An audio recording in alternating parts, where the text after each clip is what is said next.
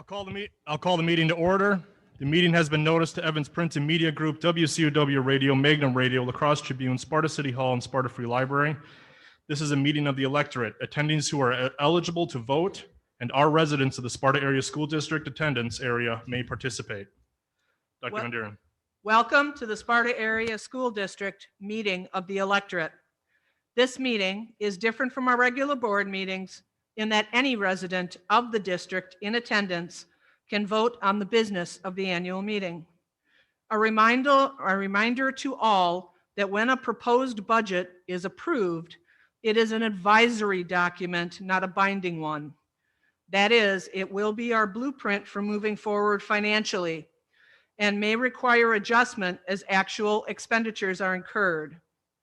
I would also like to introduce the members of the board and district personnel and guests who are present on the stage. Mr. John Hendricks, our newest board director. Mr. Colin Burns-Gilbert, director, school board. Behind her is Miss Wendy Markren, assistant to the superintendent. Mr. Josh Leiden, president of the school board. Mr. James Rasmussen, vice president of the school board. Miss Heidi Prestwood, school board clerk. Behind me is Mr. Barry Forbes. He is with Wisconsin Area School Boards Association, and he is serving as tonight's parliamentarian and legal advisor, should we need one. Ms. Heidi Parr is the business office's secretary. She's behind me. She'll be taking minutes tonight for this meeting. And Ms. Amber Kulig is our director of student services. And behind the curtain here, someone you rarely see, but who makes all of this possible, Mr. Chris Stearman, technology director. We also have virtually Mr. Ed Lukasek, board member, Ms. Leah Hauser, who couldn't be with us tonight. She will be able to answer questions, but she can't be here in person.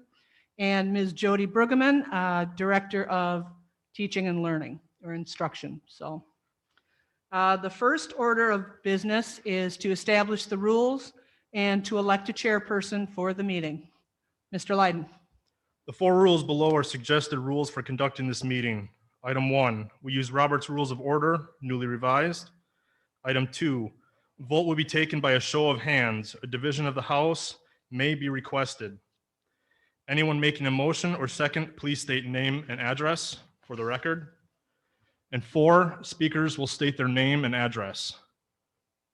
Do I have a motion?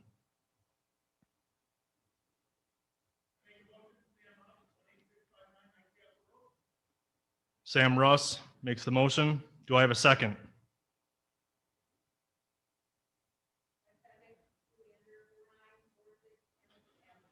I have a second from Ms. Julie Ender. All those in favor signify by raising one hand. All opposed signify by raising one hand. Motion carries. Second item, nomination and election of a chairperson for the meeting. Do I have any nomination for the annual meeting chairperson? Voting may be done by a show of hands.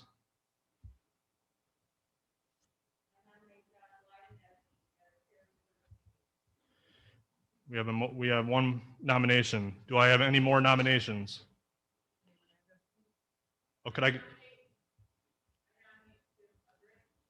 have your name and address, please?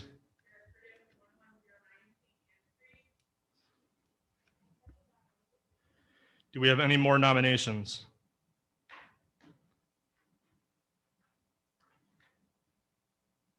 Do we have any more nominations? Second, Josh Leiden. Do I have any more nominations? All right, nominations are closed. We will do 2 different votes, one for Josh Leiden and the second for Jim Leverich. Those in favor of having Josh Leiden as chairperson for the annual meeting, raise your hand. Those in favor of Jim Leverich, raise your hand. Josh Leiden carries it.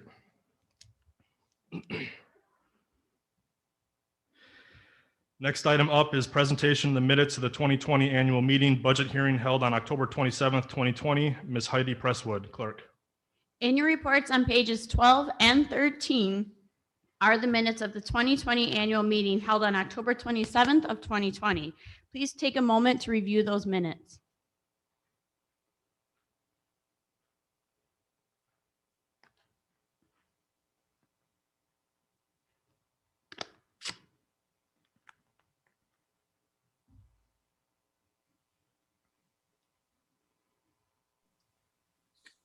Mr. Leiden, this is Ed Lukasek. Are you there? Yes, Ed. Thank you. Had a little problem connecting up here north. Oh, okay.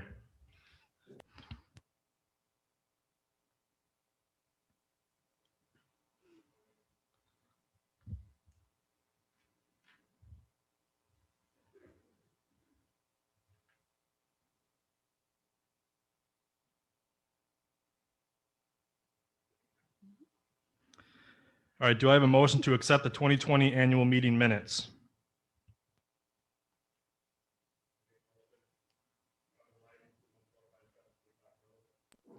Motion made by Mr. Robert Leiden. Do I have a second? Second by Ed Lukasek. Ed, you can't, you're not actually here.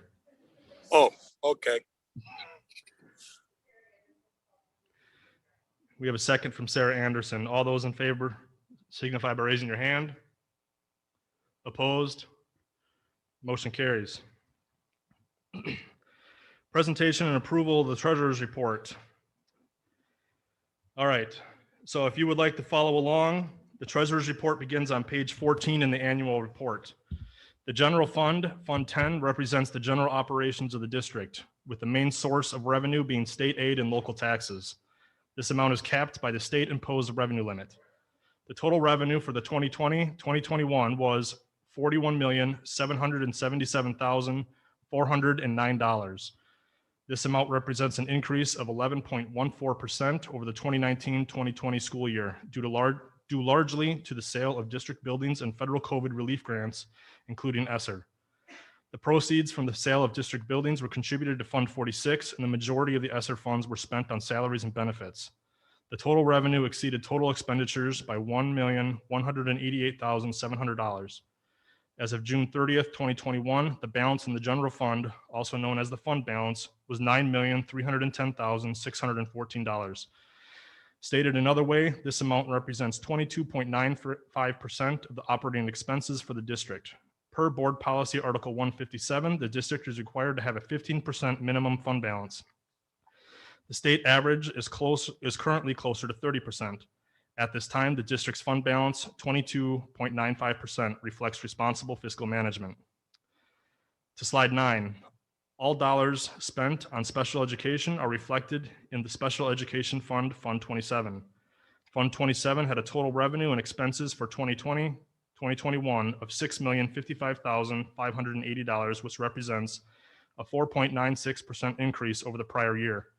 The state and federal aid received for special education programming is not adequate to cover the services provided. Therefore, $3,713,551 was transferred from the general fund to special education fund to cover costs. This amount is a decrease of $142,842 as compared to the prior year. There is no fund balance in Fund 27. Slide 10. Special Projects Fund, Fund 21, represents gifts and donations received by the district. These funds must be spent in the manner specified by the donors and cannot be used for any other purposes. The 2020-2021 revenue was $701,379 and expenses were $77,927. The increase in revenue was due to fund consolidation. Student activity accounts and scholarship funds were reclassified to the special funds project. The ending fund balance in this account was $880,366 as of June 30th, 2021.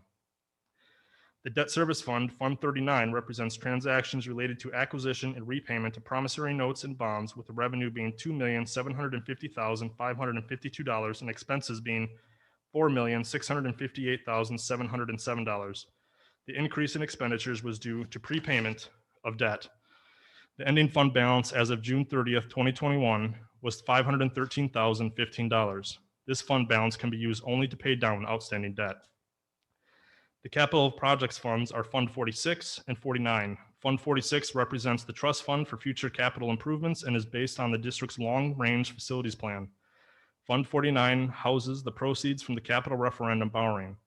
Funds from this account were used for the facility expansion project, including Herman, Southside, Montessori, and Maplewood. The total revenue for both funds was $3,943,103. The total expenses for 2020, 2021 were $5,774,307 for an ending fund balance on June 30th, 2021 of $5,325,732. This fund balance can only be used only for capital improvements in the manner allowed for each fund. The food service fund, Fund 50, represents the cost to provide breakfast, lunch, and after-school snack programming. The total revenue was $1,651,127, and total expenditures were $1,635,501 for an ending balance on June 30th, 2021 of $15,626. The Community Service Fund, Fund 80, has the primary function of funding services for the benefit of the entire community. This fund is currently used to support the parenting place and adult educational offerings. Fund 80 had total revenue of $20,280 and total expenses of $18,224 for an ending fund balance on June 30th, 2021 of $18,542. The Other Post-Employment Benefits Trust Fund, also known as OPEB, Fund 73, had investment earnings of $32,212 and disbursements of $797,083 and an ending fund balance as of June 30th, 2020 of $1,309,132. The June 30th, 2021 investment rate was 1.8%. The investment manager is American United Life Insurance Company. The June 30th, 2021 actuarial valuation of other post-employment benefits liability was $0. Do I have a motion to accept the 2020 Treasurer's Report?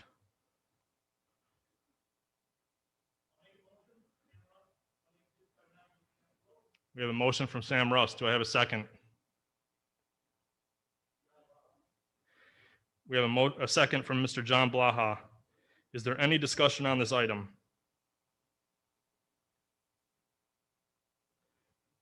Hearing none. All those in favor of accepting the Treasurer's Report, raise your hand. Opposed? Motion carries. Next item, presentation and hearing on the 2021-2022 preliminary budget. Dr. Van Deuren in for Ms. Leah Hauser, Director of Business Services. Thank you. And when this is open for questions and discussion later, Ms. Hauser will be available to answer those questions. So I'm standing in for the presentation piece. A summary of the 2021-22 budget begins on page 18 in the annual report. The entire budget can be found in the appendix to the annual report. Next slide. The budget being presented tonight is preliminary and will be presented to the board for adoption at their regular meeting later this evening. The budget that will be presented includes Fund 10, which is the general operating fund for the district, Fund 27, which accounts for the special education programming in the district, Fund 39 is used to pay for referendum approved debt, Fund 46, which is the Capital Improvement Trust Fund used to fund capital improvements. Fund 49, which is the spend down of the proceeds from the referendum approved debt. Fund 50, which accounts for the Nutrition Services Program. And Fund 80, which accounts for the community service programming provided by the district to all residents in the district. Next slide, please. The general fund is used to account for all financial transactions relating to the district's current operations, except for those that are required to be accounted for in other funds. Most transactions of the districts are recorded in the general fund. Fund 10 has a budgeted total revenue for the 21-22 year of $41,065,706. which is a decrease of $714,704 as compared to 2020-21. Two major changes in revenue are the local sources tax levy and the state sources state aid. These changes nearly offset each other and will be explained in further detail on the next slides. Interdistrict payments represents the district's open enrollment in, which is the students who do not reside in the Sparta Area School District but are attending school in Sparta. This amount increased due to 7 additional students open enrolling in. In addition to the change in state aid, state sources also has a budget increase for a 1-year special per pupil aid of $126 per student, or approximately $380,000.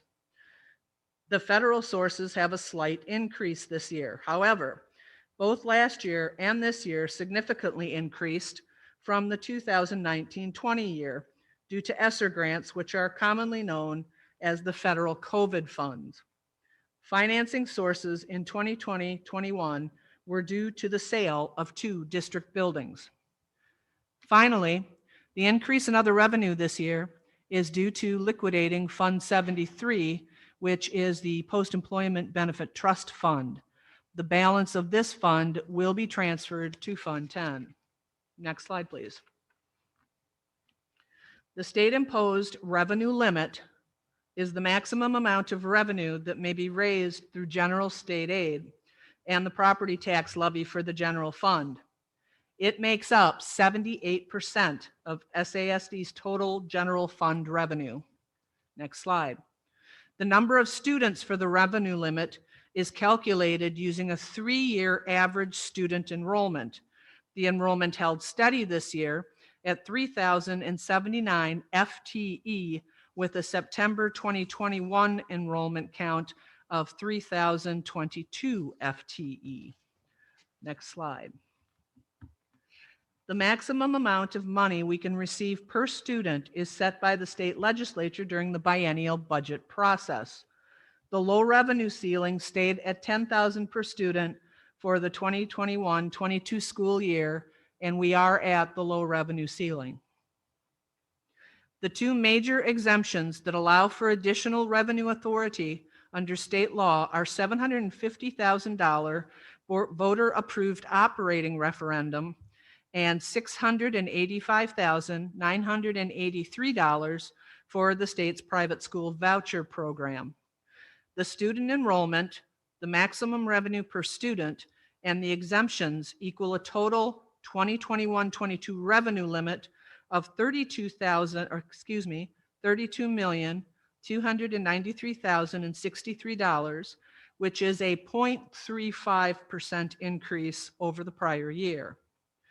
Although the total revenue limit had minimal change from the prior year, the composition of the revenue limit changed drastically this year, with state aid, which is the gold bar, making up more than 81% of the revenue limit, an increase of 10% over the prior year. Next slide. The equalization aid, which is line 620 in your annual report, is revenue from the state to support the operations of public school districts. The intent of this aid is to equalize the amount of local property taxes that state residents pay to school districts. Next slide. For the 21-22 school year, the equalization aid revenue will be $25,887,639. This is an increase of $3,140,916, or 13.81% over the previous year. The main factors contributing to this increase are: 1, a large increase to the state aid allocation from the state legislature; 2, increasing equalized property values; and 3, a large increase in shared costs, which will be explained shortly. As previously explained, it is important to note that the equalization aid increased. However, the revenue limit did not. Next slide. In the state's biennial budget this year, there was a larger allotment of money set aside to provide support to school districts in the form of state aid. The purpose of this increase was to provide tax relief to the local tax levies. This increase did not result in additional revenue to the school districts, but rather changed the composition of the revenue limit to be more state aid and less tax levy. The second major component of the state aid calculation is the equalized property values of the 14 municipalities that make up the Sparta Area School District. The equalized value increased 8.16% this year to $1.348 billion. Next slide. The shared costs are equal to the district's prior year spending or total expenditures last year in funds 27, 10, and 39 combined. The shared cost this year increased $5,368,359 or 17.26% due to the district prepaying $2.3 million of debt in 2020-2021. That prepay of $2.3 million yielded over $928,000 in additional state aid. Next slide. This slide shows federal grants that are part of our general fund, Fund 10. Each of these grants has a very specific purpose. Of note is the CLC, it's the Community Learning Center for after-school programming for $50,000 that got our WIN program going. And just recently, the district was awarded a Department of Defense DODEA grant. It is the fourth one that we've had. And that's a $750,000 grant over 5 years. So very nice. Next slide will be a breakdown of the COVID relief grants that we have received. Federal COVID relief has come in the form of ESSER 1, GEARS, ESSER 2, and ESSER 3. These funds are reflected largely in the 2020-21 budget and the 21-22 budget. This money is designed to help with COVID-related expenses and to address learning loss during COVID. Next slide. Key items we have used these funds for over the past 18 months include, but are not limited to the following: bipolar ionization air infiltration systems for all district buildings. Technology, we've gone 1-to-1 for all pre-K through 12, additional hotspots, access points, capacity. Our PPE, including masks, gloves, gowns, stuff for our isolation rooms. Plexiglass for barriers and high service areas throughout the district. For example, our secretary station.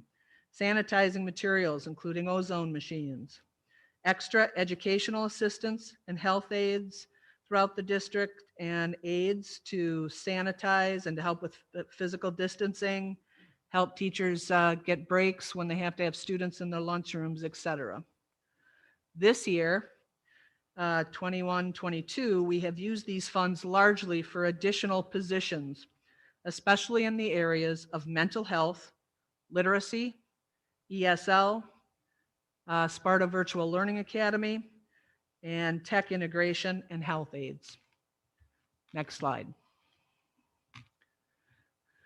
The total expenses for the general fund are budgeted to be $41,065,706, which is a slight increase over the prior year. The three main functions or uses of these funds are instruction, support services, and non-program transactions. Instruction includes all of the direct costs associated with educating our students. In the line item budget in the appendix to the annual report, you will see different categories of instruction. Undifferentiated instruction is primarily the elementary level, and regular and vocational instruction is the middle and high school level. The primary costs of instructing our students are our staff, including both salaries and benefits. Those costs tend to increase each year as pay adjustments change and as benefit renewals occur. Support services are costs that support the operation of the district, but are not directly associated with students. It is important to note, however, that there are several teachers who are classified as support resources due to the nature of their role, such as the district's instructional coaches. Other employees who would also be included in support source would include the secretaries, custodians, technology department, central office, and district administration. Many of these operational costs of the district are also included in support sources and will be described in greater detail on the next slide. Finally, non-program transactions are primarily made up of the transfer to Fund 27 to support special education programming. This transfer is needed because the amount of revenue for special education from the state and federal government is not enough to cover the costs of the special education program. The state reimburses less than 30% of that total cost. This year, there is also a balanced budget to be transferred to Fund 46. There's also a balance budgeted to be transferred to Fund 46. And this is the amount that will be received from the liquidation of Fund 73 for other post-employment benefits, or OPEB. Other non-program transactions consist most largely of the payment to other districts for open enrollment out, or students who reside in the Sparta area but are being educated in a different district. The number of students enrolling out this year is 245 total, which is a decrease of 9 as compared to the previous year. Next slide. And this slide gives us a graphic presentation of the total expenditure budget for Fund 10. The 21-22 Fund 10 budget includes $31,891,000 for salaries or benefits, or nearly 73% of that budget. The next largest section of the budget is operations for $10,194,000. And this budget primarily consists of costs to maintain district buildings and grounds, including any capital improvements, business and liability insurance, transfers to other funds, open enrollment out, utilities, technology services, equipment replacement, and transportation.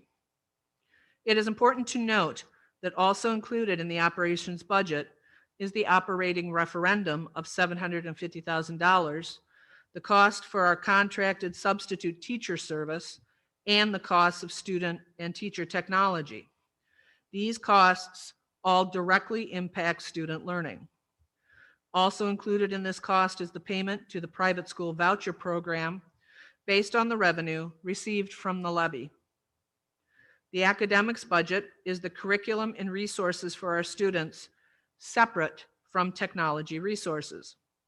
It also reflects the professional development of our teaching staff. This year, the majority of our grant funding for academics is reflected in the salaries and benefits budget through the hiring of positions like instructional coaches and interventionists. The student services budget reflects the cost of providing counseling and mental health services, as well as health services in our district. It also represents the professional development and operational needs of our student services department. Finally, the building budgets are the budgets that are at the discretion of the building administrators, and also the budgets to support the district's athletic and co-curricular programs. Next slide, please. This is another graphic presentation of the total expenditure for the budget for Fund 10. You can see that salaries and benefits make up nearly 70% of the total budget, and that cost continues to grow each year. The other major expense categories noted in this graph are open enrollment out, transfers to Fund 27, supplies and capital objects, transfers to Fund 46, and all other expenses. Next slide, please. As of June 30th, 2021, the general fund balance was $9,310,614. This budget is balanced, which means it results in no change to the beginning fund balance. This amount represents 22.95% of the operating expenses for the district. As stated earlier, per Board Policy Article 157, the district is required to have a 15% minimum fund balance. The state average is currently closer to 30%. Fund balance can be designated in different ways, some of which are mandated by regulatory agencies and others that are at the discretion of the board. The non-spendable fund balance represents the unused common school funds. The committed fund balance represents the costs of capital projects that were committed to in the previous fiscal year, but will not be billed for until the following fiscal year. Similarly, the assigned fund balance is also designated by the board and is to acknowledge large one-time expenses that are upcoming in the following fiscal year. Next slide.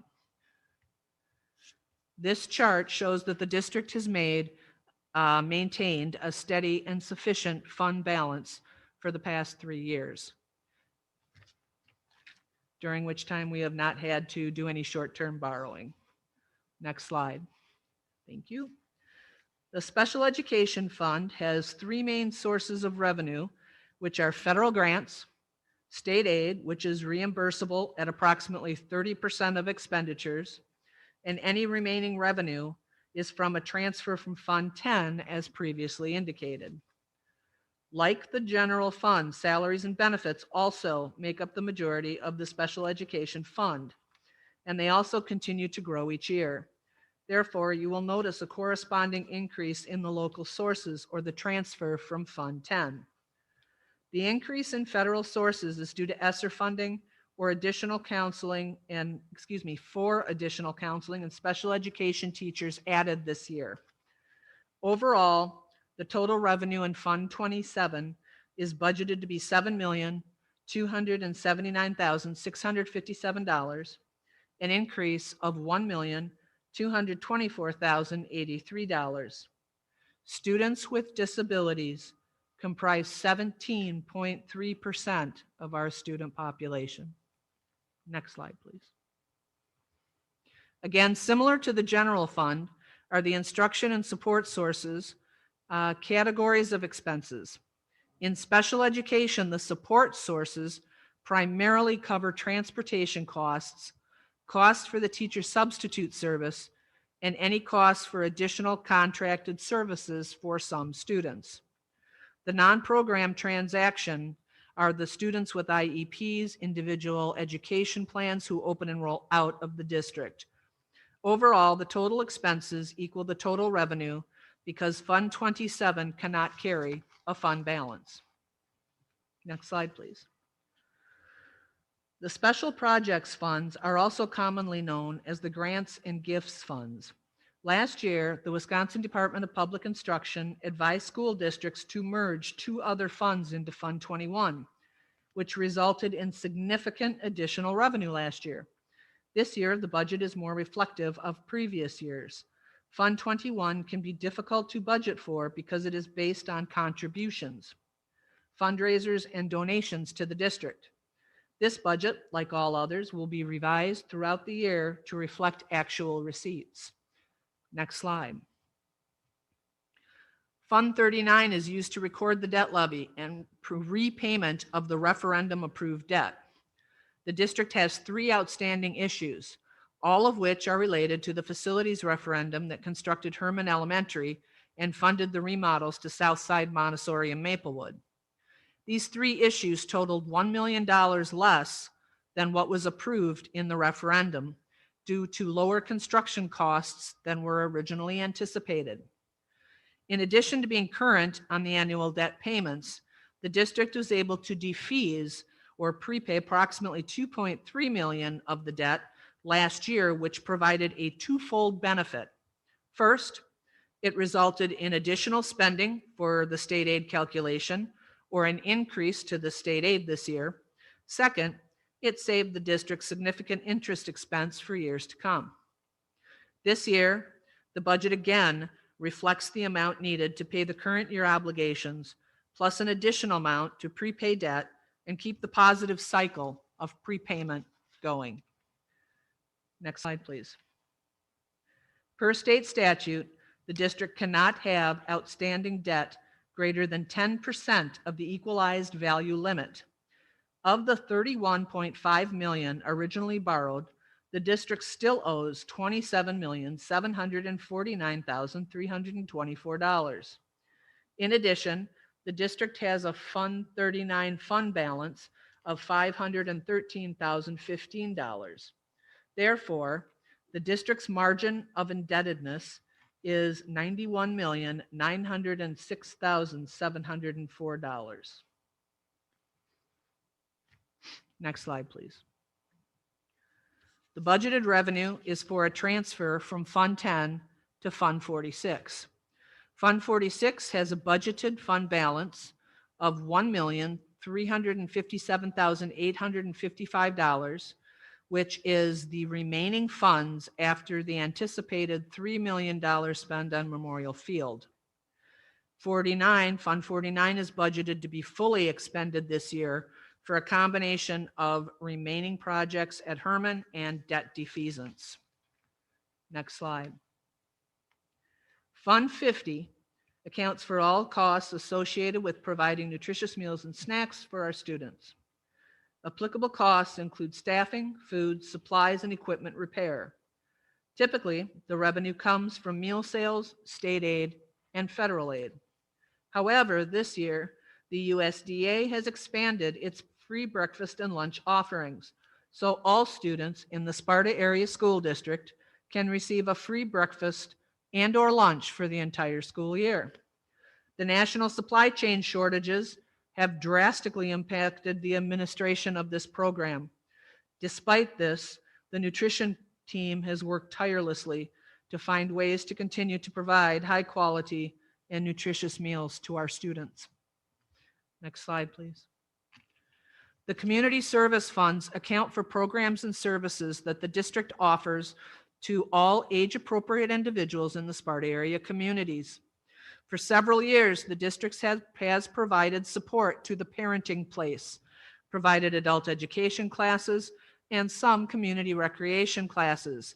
This year, the What I Need Win after-school program is being shifted out of the general fund and to Fund 80 so that it can also be accessible to all residents of the district, not only those enrolled in the district. The source of revenue support this programming is the tax levy. Next slide. The OPEB trust was previously used as a way to save for future employment benefits that would be incurred. These obligations were fully met during 2020-21, and therefore this fund is no longer needed. The dissolution will produce a revenue for Fund 10 of $1,309,132. Next slide. Tax levy. The tax levy is made up of three components. The first is the revenue limit levy, which supports the general operation of the district in Funds 10 and 27. The second is the referendum debt levy, which can only be used to pay down the outstanding balance owed on the district's debt in Fund 39. The third is the community service levy, which can only be used to support programs and services offered in Fund 80 and for the benefit of the entire community as age appropriate. Together, these three levies equal the district's total levy. Next slide, please. The state-imposed revenue limit sets the maximum amount that the district is able to levy for general operations, Funds 10 and 27. This amount is signified by the red bar in this graph. You can see that the amount decreased drastically this year, and that is due to the corresponding increase of state aid. The debt service levy, signified by the gold bar, is budgeted to increase this year, with all of the proceeds going to prepay debt.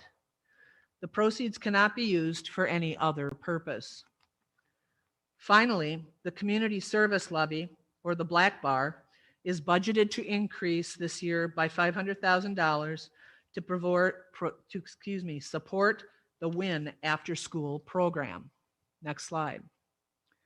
The tax levy is communicated as a mill rate, which is the average tax per $100,000 of property value. The mill rate differs by municipality. Next slide. The mill rate, like the tax levy, is allocated to the revenue limit, debt service, and community service. You can see the planned decrease in the mill rate from $8.86 to $8.29, with the decrease occurring on the revenue limit portion of the levy. This decrease is again due to the increase in state aid under the revenue limit this year. Important to note that individual taxpayers' school portion of their property tax will vary from person to person and municipality to municipality for several reasons. School districts certify their levy based on equalized value as assessment ratios differ by municipality.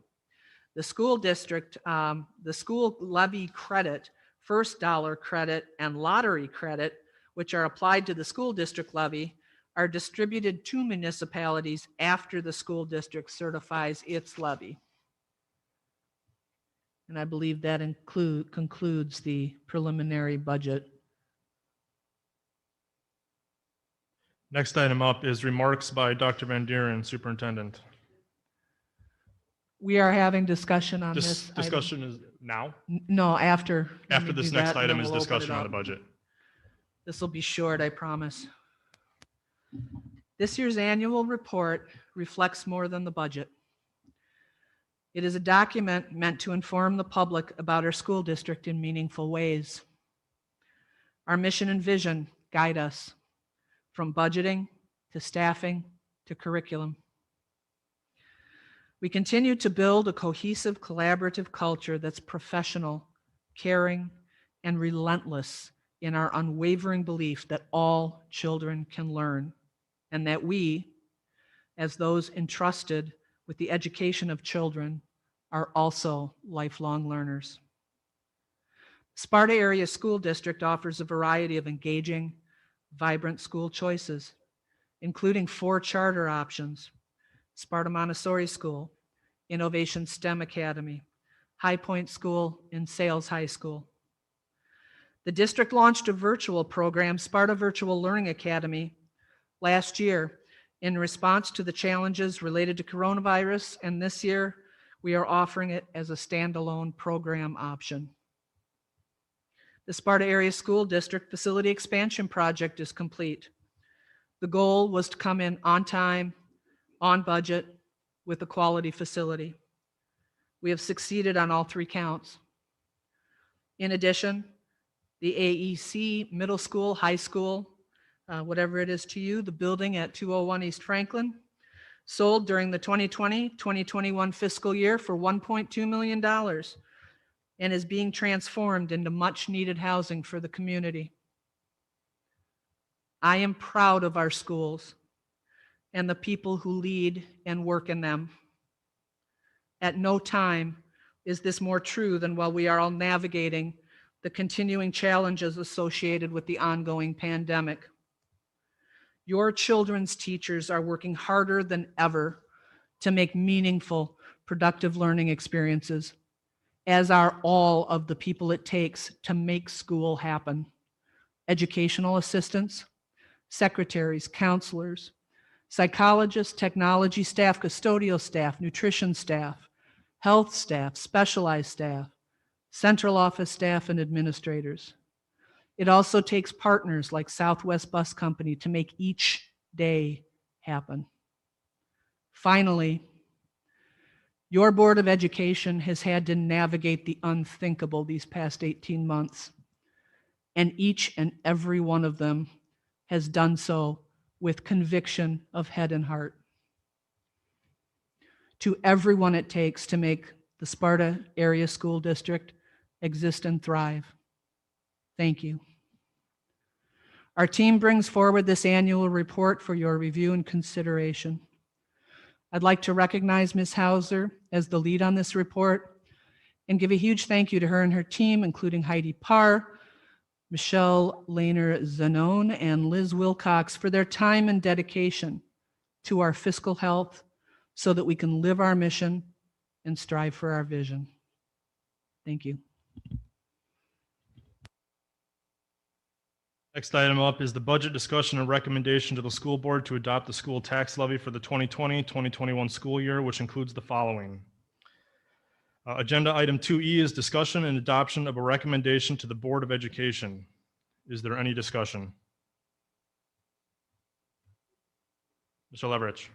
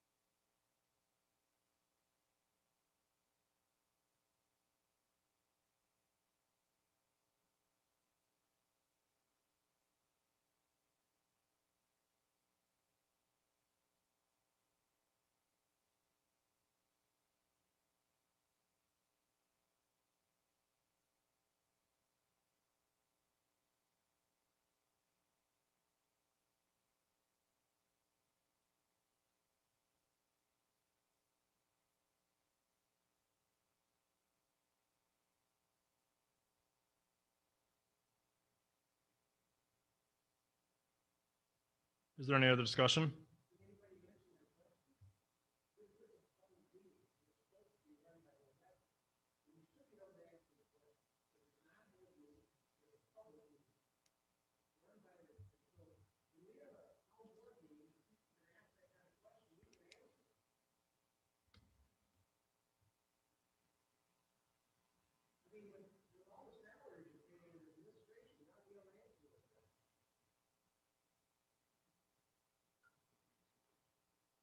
Are those answers that are prepared for this evening?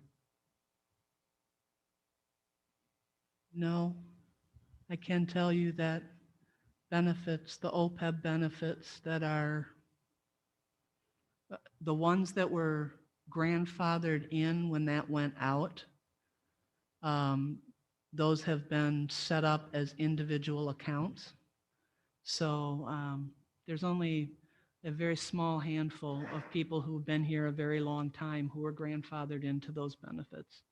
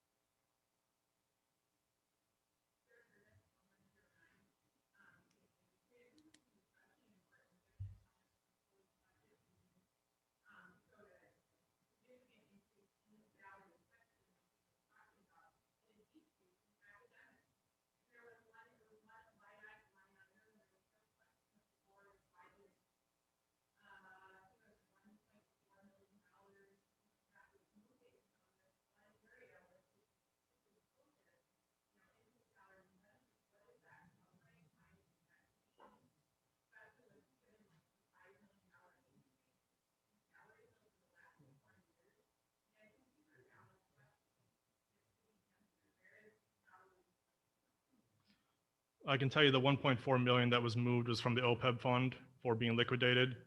And the most increases to the salaries and benefits was from the teacher compensation model that was done with teaching staff in collaboration for increases to their salary based on the step model.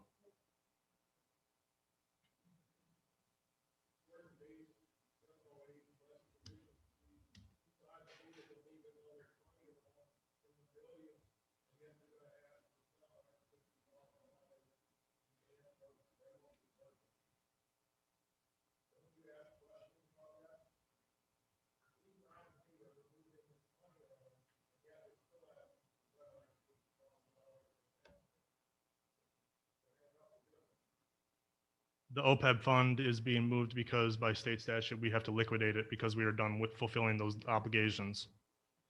That's why that fund was liquidated.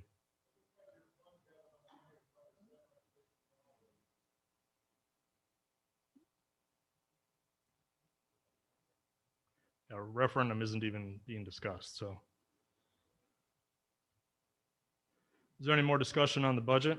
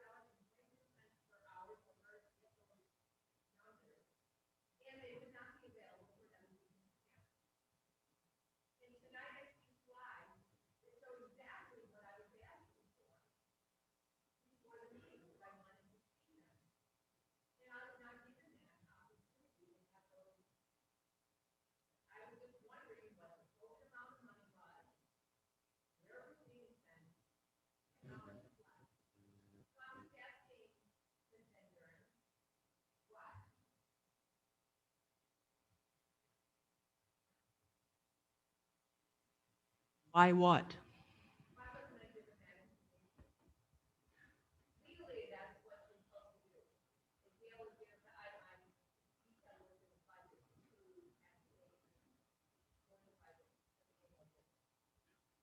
You talked to Ms. Hauser about that.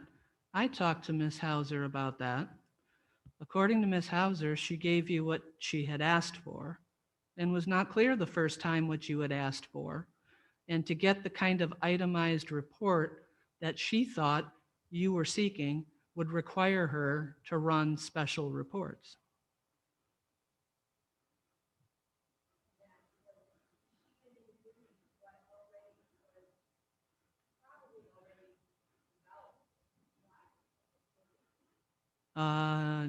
It was not developed, no.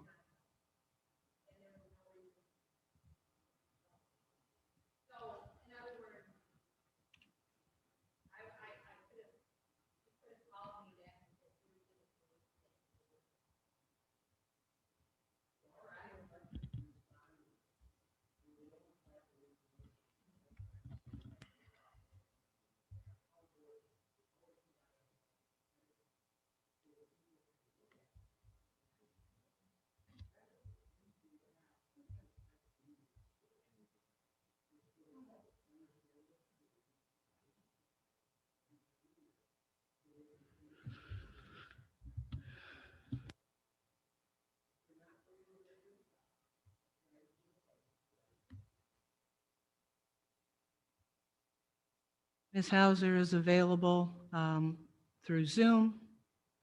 No one on the Zoom can hear you because you're not up at the podium and you don't have a microphone.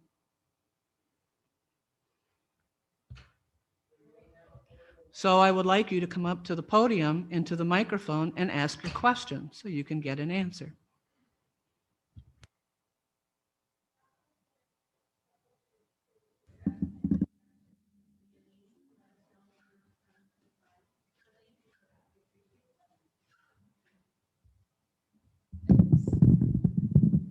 So, Ms. Hauser, I just wondered why you knew that I was asking for COVID-related funds, and you knew that I wanted to know how much, where the expenses were from and how much was left. And if you prepared slides for tonight, you could easily have emailed me these slides and said, I did provide this information for the budget hearing Tuesday night. Here you go.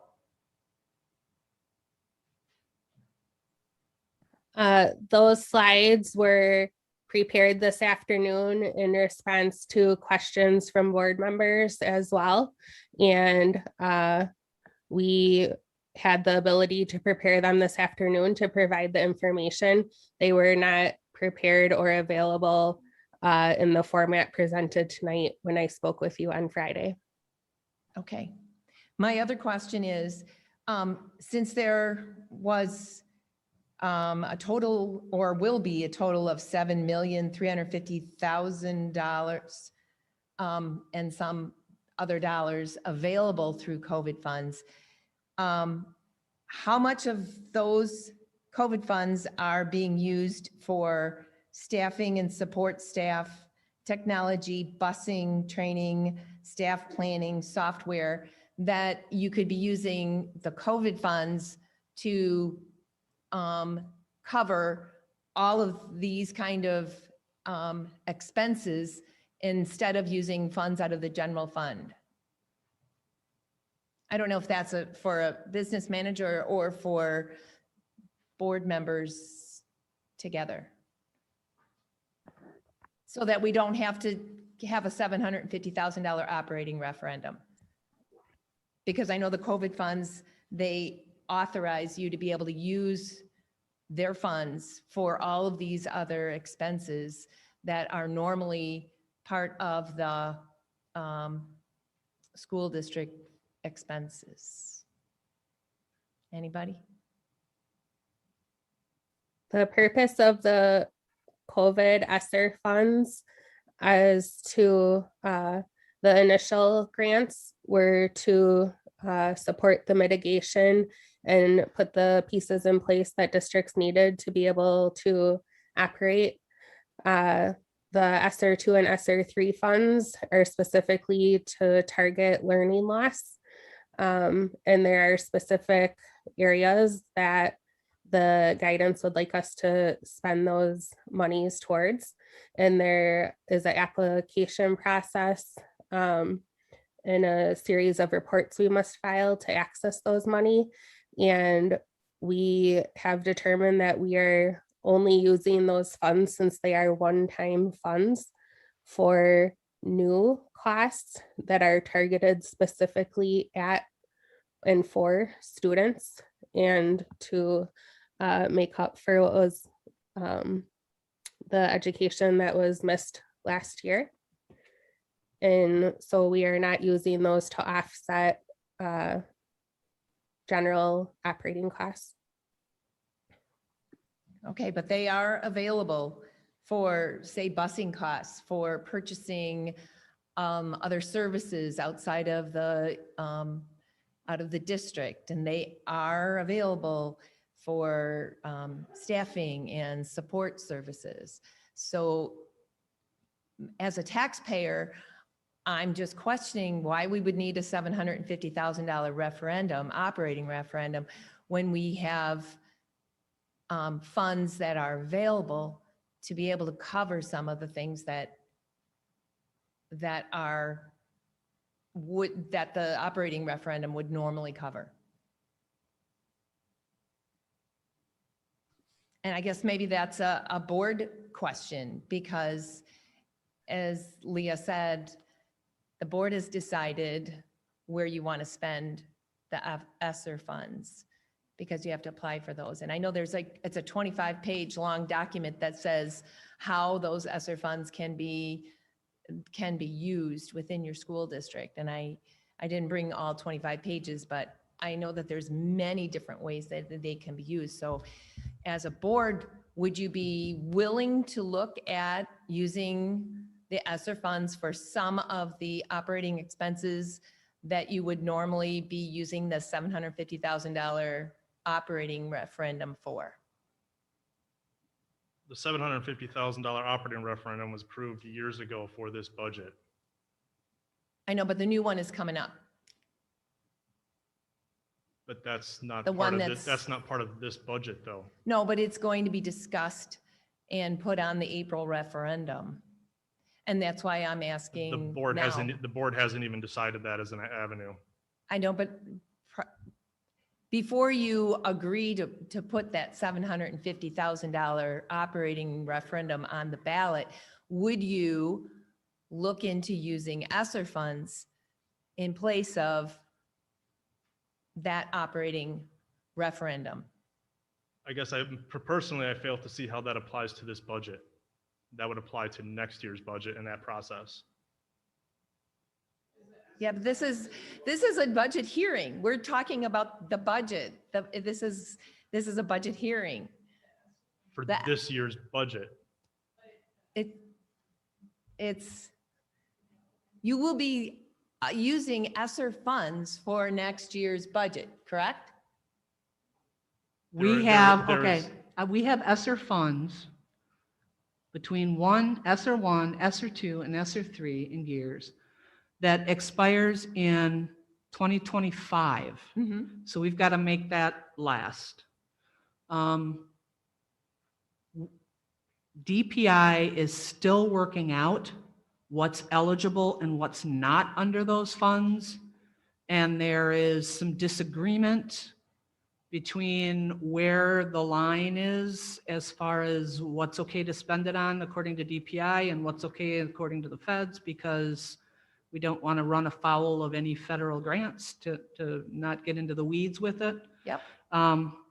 So we have taken the route of funding only new positions, so we're not doing any supplanting, and positions that are potentially COVID temporary, in the event we can't support them. So, and the fact of the matter is that with COVID, And with, it's taken extra staff, it's taken extra supplies.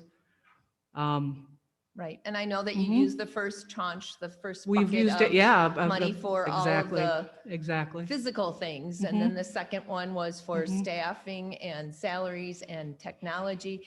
I mean, my goodness, you could use all of our technology expenses could be related to, it could be put under the ESSER funding. I Because can tell- technology was one of the, in terms of laptops, hotspots, tablets, iPads, and even upgrading of technology could all be used using ESSER funds instead of your general operating funds for technology. So when I'm it, just asking if the board would be willing to look at using the ESSER funds instead of operating funds for these kinds of things that could go under that, because I know that I was reading under the Wisconsin DPI website a ton, like, so as part of that process, we have to have, we want to, but that's part of the requirement is that stakeholder input. So there will be opportunity for you to come and make those and more detailed suggestions specifically related to that ESSER funds. Okay. The funds are, the grant opens up in November. We have a 90-day block to get, there's a timeline. So that'll be posted. So like any public, other- so I'll be able to come and ask questions or Absolutely. just make a comment? for No, 2 I minutes? anticipate it'll be more of a workshop kind of a deal. Okay, Well, we'll be able to sit down around a table or, in something a little less formal and have a discussion, because it's really about getting input with ideas such as the one you've had. Yep. So, because, and the technology, that's something to unpack too, because just before COVID hit, the board decided there was no way we were going to go one-to-one lower than second grade. And as it turned out, when we were full virtual, our littlest having access to their teachers virtually was a big deal. So we are now one-to-one all the way down. So there's that, and there's a lot of moving parts right now. So we right. will definitely, with that ESSER funding, we'll have those public comment periods. Okay, Most of that was, we decided against having any decision on the referendum last month for these conversations. yeah. Well, I mean, I just saw it in the paper, front page, and that's why I thought at the district budget hearing, this would be the time to bring it up, to talk about it with the school board, because during school board meetings, that during your committee meetings, we don't get to speak at all. And that's when all of you meet together and do the discussion and decide what you're going to do. And then get to the school board meeting, the monthly meeting, all you do is basically pass whatever you had talked about during the committee meetings. And we only get 2 minutes to say something, and we don't get a discussion back and forth of sharing ideas like you can do during a hearing like this when it's an annual meeting. And I think it's pretty important to be able to talk back and forth, because sometimes we have something to say, and it's a back and forth. It makes more sense to do that rather than just give us a 2 minutes blurb and then you're done. So that's why I brought it up here at the district meeting. And I also encourage you to, I know this is on a different topic, but I do encourage you to please add back public comment during your committee meetings, because we are here and we're concerned about the school. Thanks. Thank you.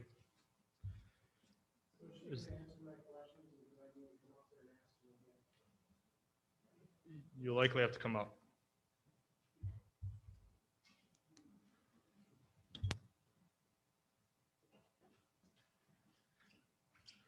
Okay, so what I'd like to know is, of the $31 million, how much of that is going to administrators in salary, and how much is in their benefits?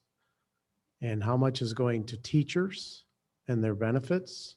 how much is going to custodial and maintenance staff and their benefits, and any other classification, so that I can begin to understand how the money is being divvied up to be used to teach our students. Also, I think that's an important thing to understand as well. Can you tell us what it costs to operate a Montessori school versus a traditional elementary school? Or to operate a charter school versus a traditional school? Those are important things. And I would like your answers to them. Thank you.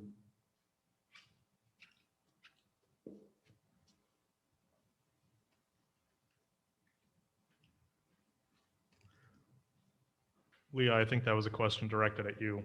Okay, thank you. Those are not answers that we have available tonight as part of this presentation, but can be obtained after tonight.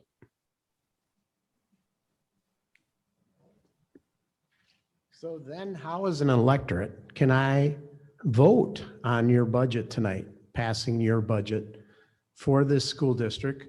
Normally this meeting was held in August, so you should have plenty of time to have prepared this information. And I would think it would be on the tip of your tongue that you would understand this budget well enough that you'd know where the money is being spent.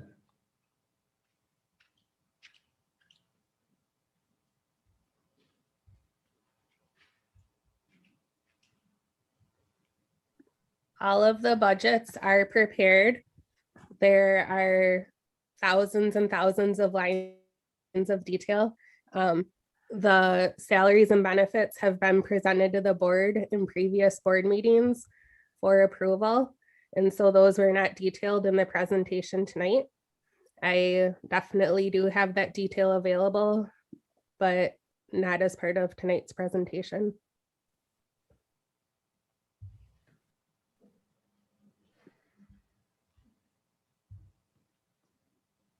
I would be happy to provide it this week. Then I would suggest you table the budget discussion and you have it after the general electorate understands what you're doing. Because you're not able to provide that information. And I would think it would be, you'd actually know it, because if you're the business administrator, administering the business of the school district, those are important questions that you ought to monitor from year to year.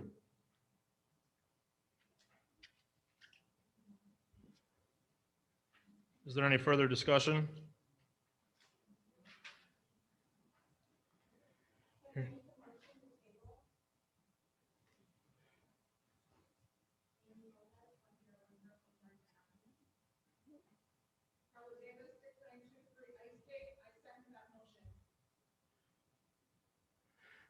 We have a motion and a second to table the annual budget. All those in favor signify by raising your hand. Oh, okay. Discussion first.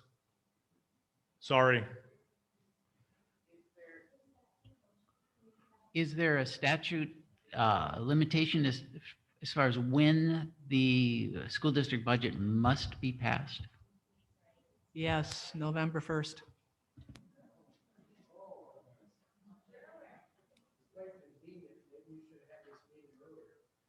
Is there any further discussion?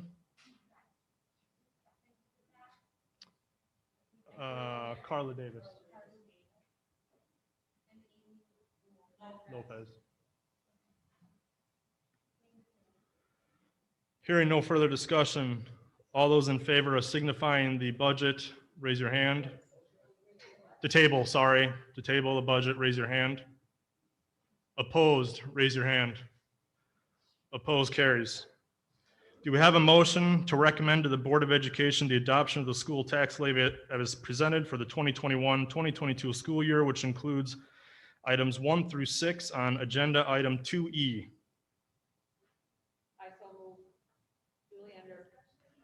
We have a motion from Julie Ender. Do I have a second?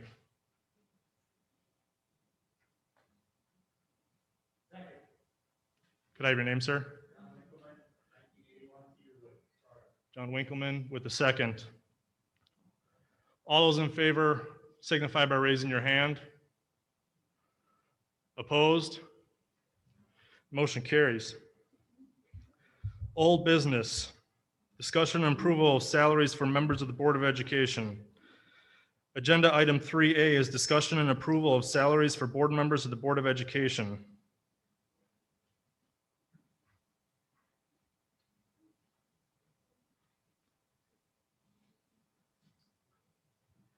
Do we have a motion to approve the salaries of the Board of Education at the rate of $2,400 for the board president, $2,200 for the board clerk, and $1,900 for all other board members with expenses and per diem allowances of $125 per day up to 3 days per year, and $30 per day after 3 days when on district business in or out of the district.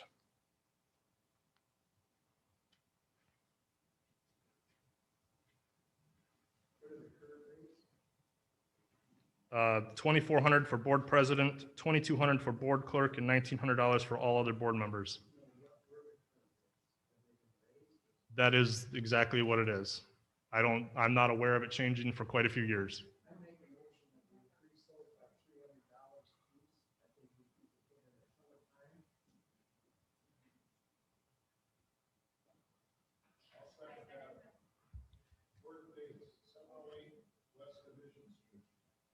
We have a motion from Mr. Leverage and a second from, what was it, Mr. Gordon Dace, to raise the salaries $300 per position. Is there any discussion on that? Gordon Dace. All those in favor signify by raising your hand. Opposed? Motion carries.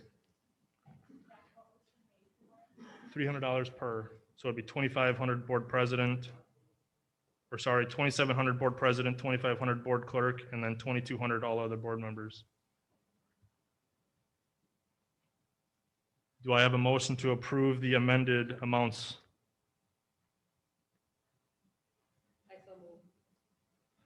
A motion from Ms. Julie Ender. Do I have a second? A second from Ms. Carla Davis. Is there any further discussion? All those in favor signify by raising your hand. Opposed? Motion carries. Item 3B, update on depositories and official publication. Dr. Van Deuren.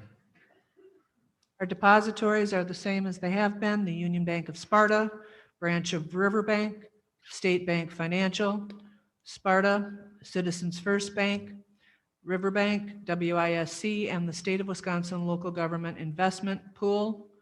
Our official publications are the Monroe County Herald through Evans Print and Media in Sparta. You don't need a motion on that, correct? Okay. Moving on to, oh, no, is there any other old business? Hearing none. New business. Go ahead. Stuff from the last meeting. From the last annual meeting. New business, 4A, request to approve the sale of surplus property, vehicles and equipment by means of auction, wholesalers, or charities as approved by the Board of Education. Do I have a motion to approve the sale of surplus property, that is vehicles and equipment, by means of auction, wholesalers, or to charities as approved by the Board of Education?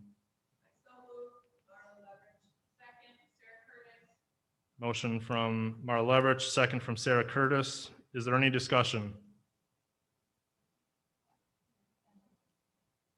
Sarah Curtis. Sorry, I'll slow down. No, you're good.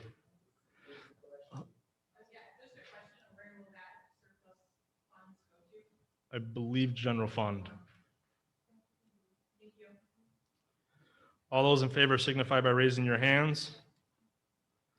Opposed? Motion carries. Item 4B, discussion to set the time and date of the 2021 annual meeting budget hearing. Mr. Lyden? You go ahead. I don't know that we ever had a vote on the tax levy, did we? We had a vote not to table it, but we didn't have a vote to it.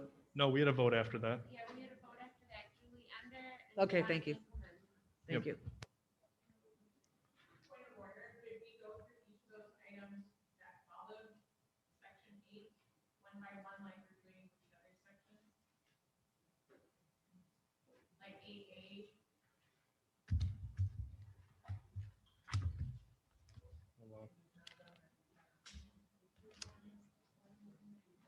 Yeah, it's one motion for all of them.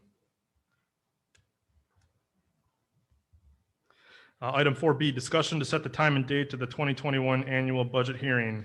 The annual meeting must be held annually before November 1st. The advantage of a date in October is that the district has full budget information from the state on October 15th and can therefore present the most accurate budget information to the public. Is there a motion to schedule the 2022 annual meeting on the fourth Tuesday of October, which would be October 25th, 2022? I'd like, it would be nice if you had the budget meeting, the budget hearing earlier, so that in case there are questions regarding the budget, you have enough time to make some changes or get information out, so that you don't run up until the November 1st deadline. So my suggestion would be to have a budget hearing, the end of September.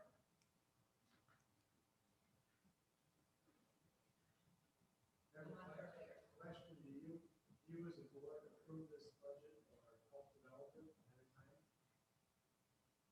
It's presented at board meetings. And how soon do you start looking at it? So when did you give it your blessing before it came here? Ms. Hauser, the question is, when does the board start reviewing the budget? And I want to say February, March, we start looking at things. Correct. We start in we start in the winter for the following year. And July 1st, when the state releases their first state aid estimate, is when the budget really starts coming together. And all summer we have updates throughout the summer. Also, the budget per state statute is posted in the newspaper ahead of time. And if there are any questions about what make up any of the specific line items in the budget, those can be answered as soon as the budget's posted in the paper for any specific questions.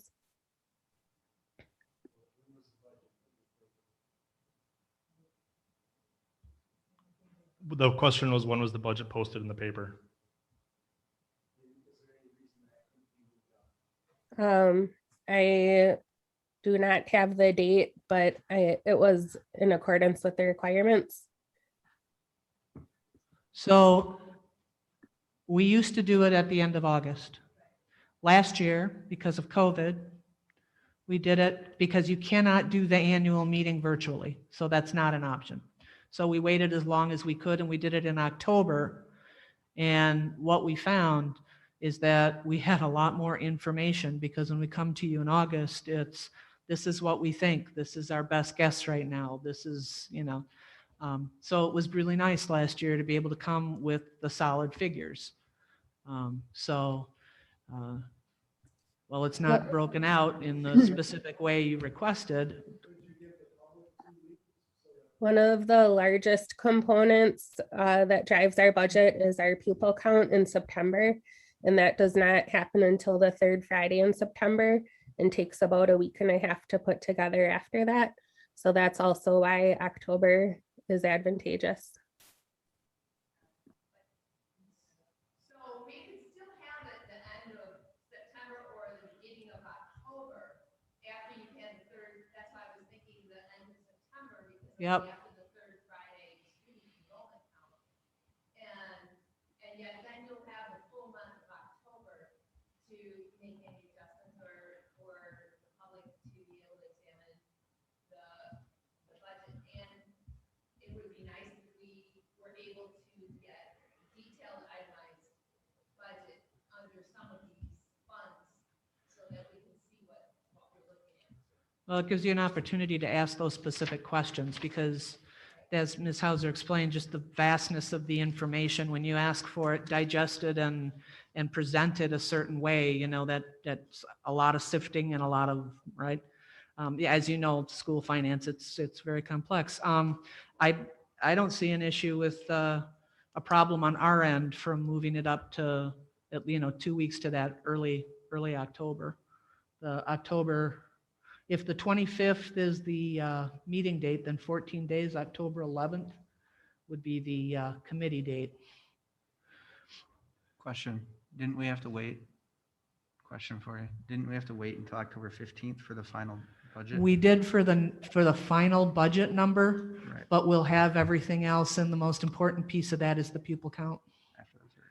So,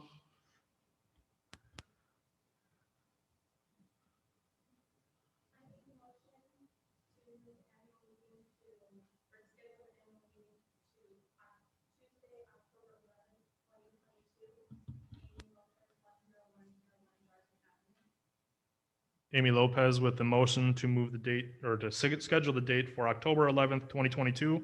Do I have a second? We have a second from Sarah Curtis. Any further discussion? Yeah, go ahead.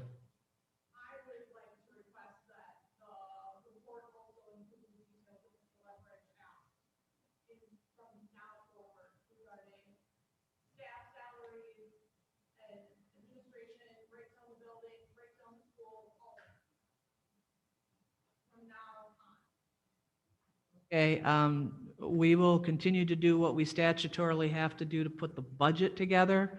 As those questions come up, I mean, just because we're getting past tonight doesn't mean that Mr. Leverage can't come tomorrow and ask those questions, and we'll get that information together.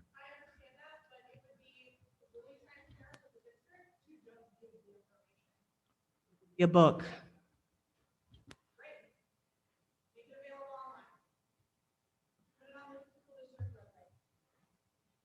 All those in favor signify for the date of October 11th, 2022, signify by raising your hand.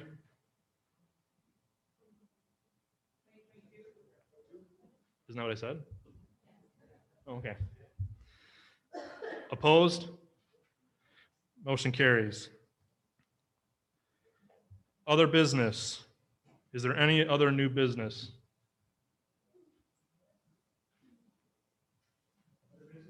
Yep. I was told by the administrator that the public input section of the school board would not change. And I'm very concerned as a taxpayer and as other people I've talked to that your meeting should provide input. And for you to have committee meetings, which used to be a really good bounce off situation for taxpayers to come in and listen, provide comments. I know your job takes a lot of time, okay? I've been there, done it, but I still think it's very important for school district board members to be very transparent and allow public input. And so the policy that you have put in place today, I do not like at all. In our town board meetings, sometimes we'll spend 3 times as much time taking public input as we do doing our business. And I think it's very important. And I think that's what's wrong with society today in leadership, is that we don't respect the taxpayers' time to come in and speak about what they want to speak about. And you can limit them, but I think to say no or public comment is wrong. Thank you. I'd like to make a motion, but I don't know if I can at the annual meeting, because it does impact the budget. It impacts the budget every time you make a decision. That item would be out of the purview of annual meeting. Yeah, but I think that anytime you make a decision, every board meeting you make decisions is impacting how you're spending the budget. And I think it's fair game that people should have an opportunity to express themselves. Mr. Leverage, if you would like to make a motion for an advisory vote on that issue, you may certainly do so.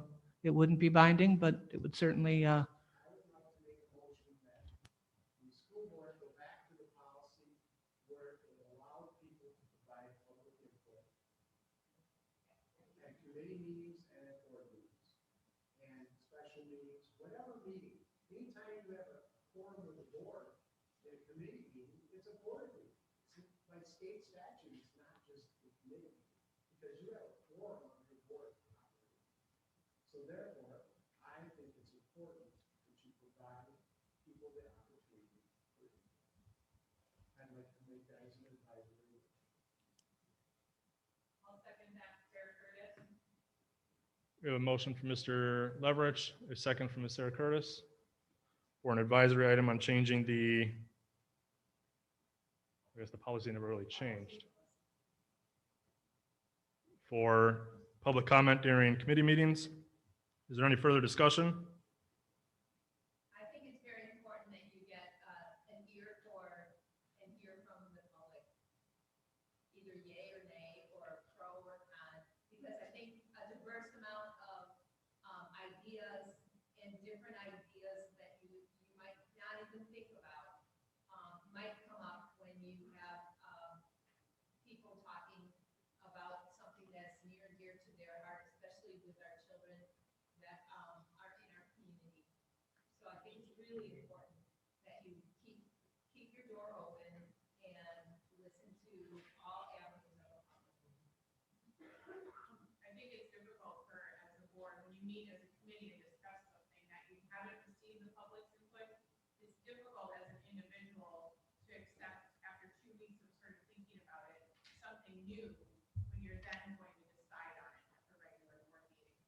So, in my opinion, public input is vastly more important at the committee level when you're a committee-driven board, that's where the bulk of your discussion is happening.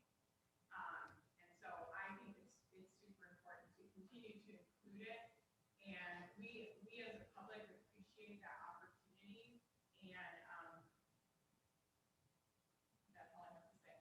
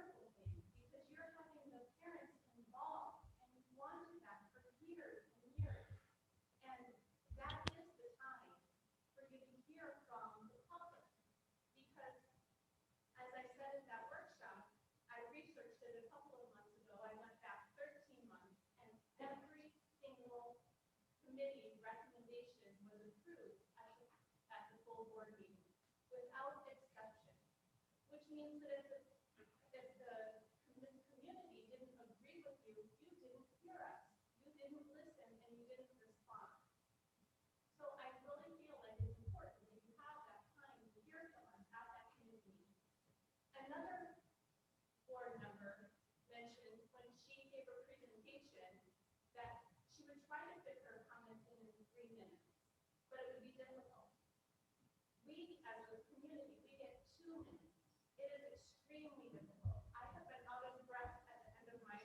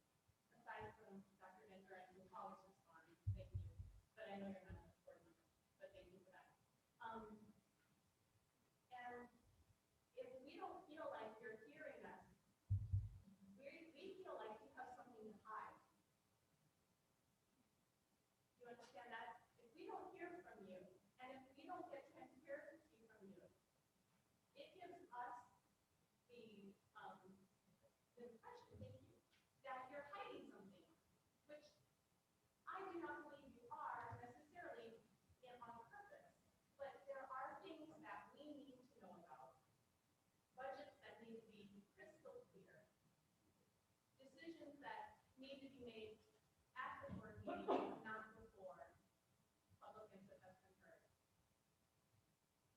So I thank you again for your service. I'm very, very glad that Mr. Leverage made that motion to increase your salary. I think you deserve it. But please make sure that you do deserve it. You earn it, exactly. Thank you so much. I have a question for Jen. At committee meetings, the agenda is pretty specific. You see this as a time to limit the discussion to just what's on the agenda and not any other issues.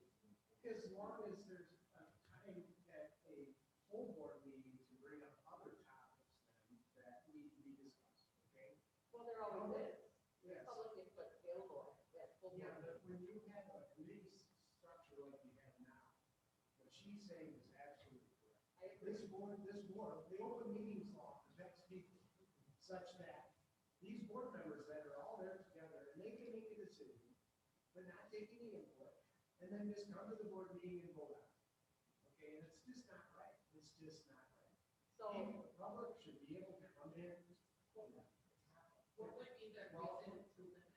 Well, I'm just saying that because If it has to do with that committee, no, I don't think you should limit it if it's not on their agenda. If you take time, right? You take time out of your schedule, just like they do, and you come to a meeting to ask a question about something that you think is important about personnel, or you think is important about finance, and you're Joe Schmo taxpayer, the last thing you should do is shut the door on those people.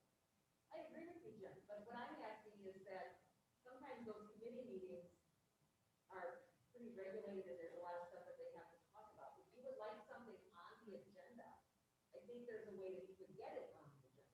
Maybe there is. If they have protocol for doing that, that would And be great. I believe they do.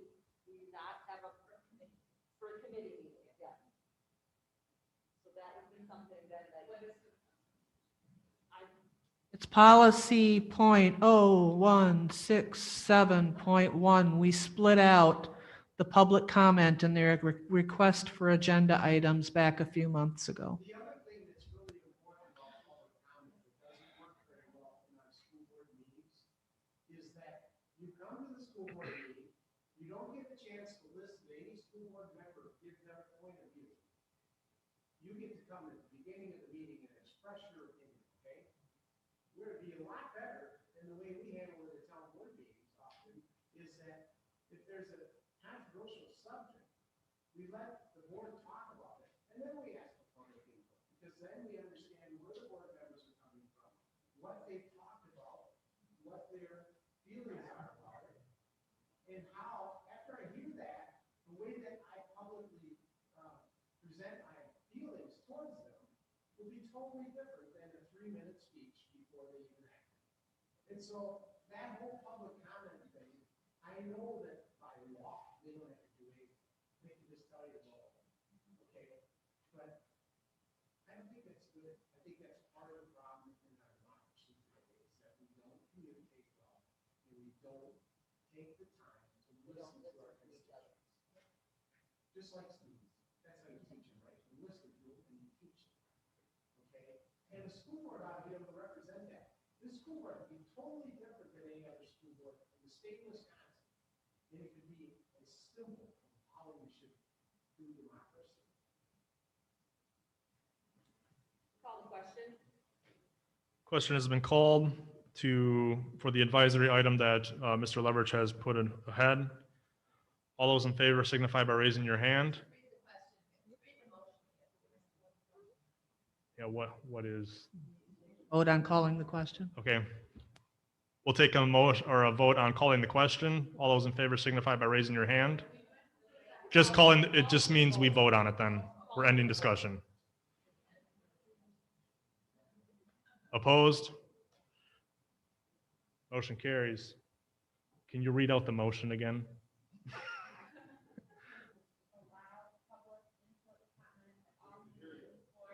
Let her read and we'll get it back. To allow public comment,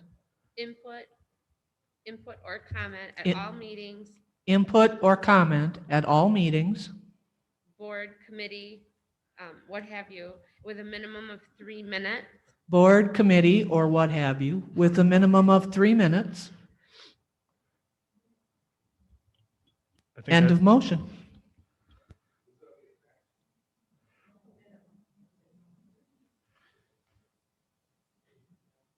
All those in favor signify by raising your hands. Opposed?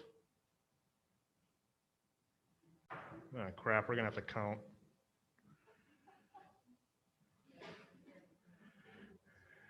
Okay, so, Do we have our counters in the so audience? those in favor of it, please raise your hand again. Individuals will need to count.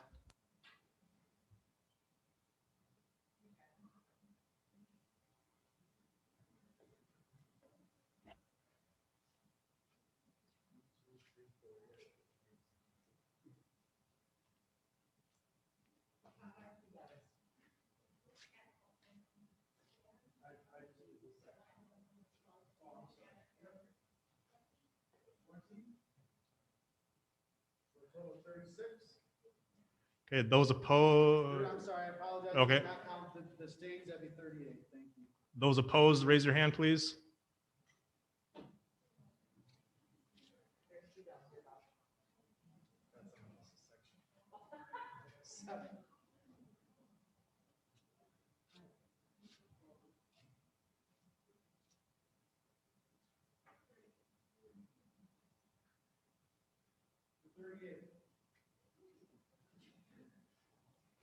Motion. It's a tie, right? If it Motion, ties. motion fails. Are there any other items for new business?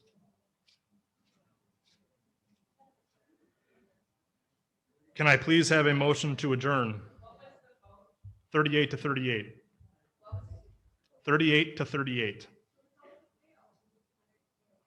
It's a tie. If it ties, it's an automatic fail.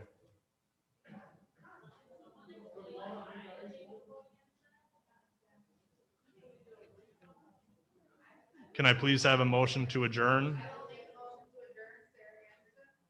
We have a motion from Sarah Anderson to adjourn. Do I have a second?